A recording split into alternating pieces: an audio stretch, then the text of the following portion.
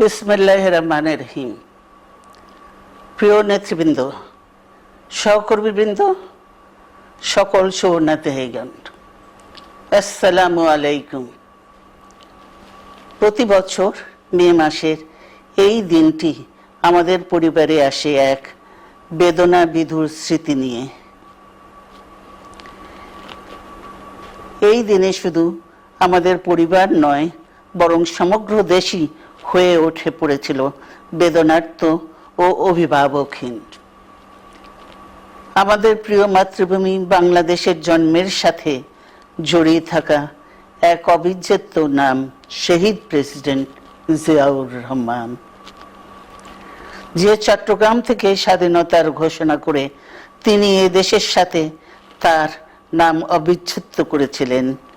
সেই চট্টগ্রামেই এক সফল, সৎ, দূরদর্শী ও প্রকৃত দেশপ্রেমিক প্রেসিডেন্ট হিসেবে নিজের জীবন উৎসর্গ করেছেন।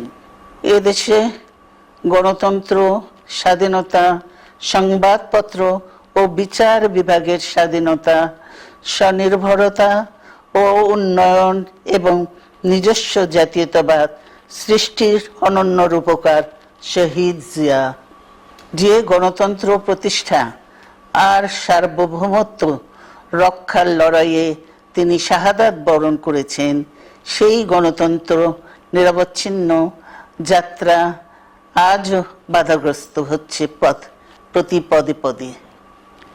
খুব শীঘ্রই আমরা বাংলাদেশকে গণতন্ত্রে পুনঃপ্রতিষ্ঠিত দেখতে পাব। এই হোক শহীদ জিয়ার শাহাদাত বার্ষিকীতে আমাদের অঙ্গীকার।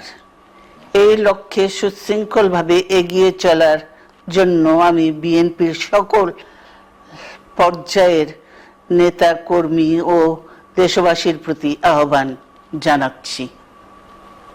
মনে রাখবেন, সবার জন্য গণতন্ত্র ও উন্নয়নের মাধ্যমে সকল সমস্যার সমাধানের যে রাজনীতি শহীদ জিয়া রেখে গেছেন, তা বাস্তবায়নের মাধ্যমে তার প্রতি শ্রদ্ধা জানাতে হবে। আমরা তার বিদায়ী আত্মার মাগফিরাত কামনা করছি। আল্লাহ হাফেজ। বাংলাদেশ জিন্দাবাদ।